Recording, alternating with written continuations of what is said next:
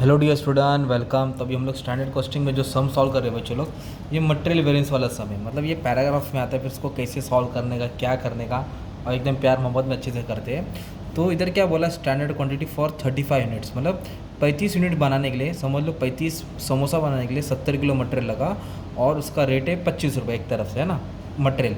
और एक्चुअली उन्होंने कितना बनाया, 4000, जिसके लिए 95,000 मटेरियल लगा 28 के हिसाब से। तो फिर मटेरियल कॉस्ट वेरिएंस में अलग अलग चीज़ है। तो सबसे पहले आप लोग क्या करेंगे, वर्किंग नोट बनाएंगे ना, तो एक टेबल बनाएंगे। तो इधर लिखेंगे आप लोग स्टैंडर्ड, ओके, इधर लिखने का एक्चुअली अपना पैटर्न है, ओके बच्चों। इधर लिखने का आउटपुट, इधर लिखेंगे क्वांटिटी, मतलब केजी में है, इधर आएगा रेट।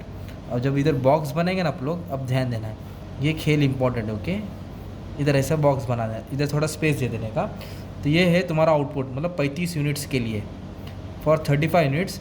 कितना मटेरियल लिया, 70 किलो। तो इधर आएगा 70 किलो, क्या रेट था, 25 रेट था, ओके। और फिर एक्चुअल प्रोडक्शन कितना हुआ, 4000, जिसके लिए उन्होंने कितना मटेरियल कंज्यूम किया, 95,000 किलो, और क्या रेट था, 28 रेट था, ठीक है। ये तुमने पैराग्राफ को टेबल में डाला। अभी ना एक चीज़ तुम लोग नोटिस करो, ये रेट आसपास है, बट ये जो क्वांटिटी है ना, ये बहुत ऊपर नीचे, आसमान ज़मीन का फ़र्क है। ये कितने दूर कितने पास है ना, ये कितने दूर है और कितने पास है, मतलब इसको एडजस्ट करना पड़ेगा। तो we have to find standard quantity for actual output. तो मतलब अगर 35 के हिसाब से 70 किलो है, 35 आउटपुट बनाने के लिए 70 किलो लग रहा है, तो 4000 बनाने के लिए कितना लगेगा, है ना। इसको अपने को, इसको क्या करना पड़ेगा, अभी अपने को सॉल्व करना पड़ेगा। ये 40,000, ओके, तो 40,000 लिख देता हूँ।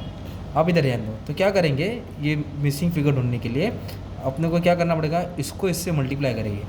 तो 40,000 को 70 से मल्टीप्लाई करना है, इन दोनों को मल्टीप्लाई करना है, और 35 से डिवाइड करना है। 35 से क्या करना है, डिवाइड करना है, 1 ज़ा 2 ज़ा, तो सॉल्व करेगा तो 80,000 आ जाएगा। तो इधर लिखेंगे 80,000। अब देखो बैलेंस हो गया, ये भी आसपास, ये भी आसपास।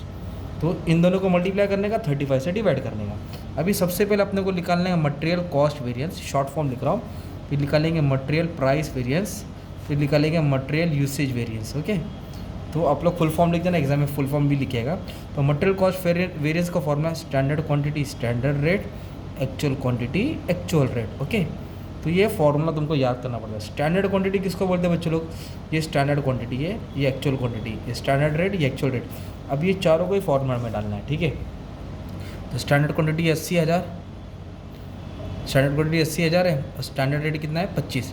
Standard quantity standard rate, actual quantity actual rate. तो स्टैंडर्ड रेट है 25, एक्चुअल क्वांटिटी कितना है, 95,000, और एक्चुअल रेट कितना है, 28, ओके। अब इसको मल्टीप्लाई करेंगे तो 20 लाख आएगा, और इसको मल्टीप्लाई करेंगे तो 26 कितना आ जाएगा, 26,60,000 आ जाएगा, ठीक है। अब दोनों को माइनस करेंगे तो आंसर माइनस में आ रहा है, 6,60,000 माइनस में आ रहा है, ओके।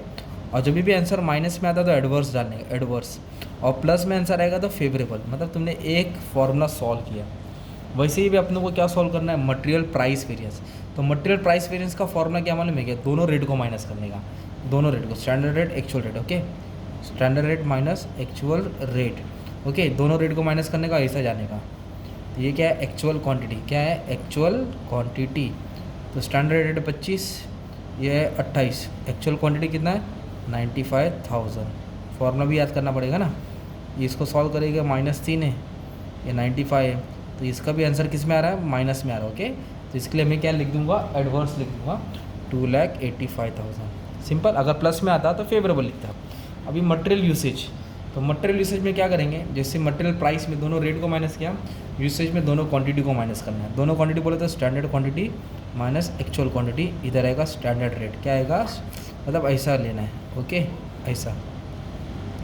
स्टैंडर्ड क्वांटिटी 80,000 है, इधर आएगा 95,000, स्टैंडर्ड रेट कितना है, 25, है ना। इसको इससे क्या करेंगे, मैं माइनस करूँगा तो -15,000, इसको मल्टीप्लाई करो तो माइनस में आंसर आ रहा है, तो माइनस बोले तो एडवर्स, मतलब तीनों माइनस में है। फिर आप लोग चेक भी कर सकते हो कि तुम्हारा आंसर राइट है कि रॉन्ग है। तो अब क्या करेंगे मालूम है क्या, इसको लेफ्ट में रखेंगे, ये दोनों राइट में आएगा प्लस में, ये दोनों को ऐड करके तुम्हारा ये आंसर मिलता है। तो ये तो आंसर माइनस में है, इसलिए -285 डालूंगा, ये भी आंसर माइनस में, तो 375 डालूंगा।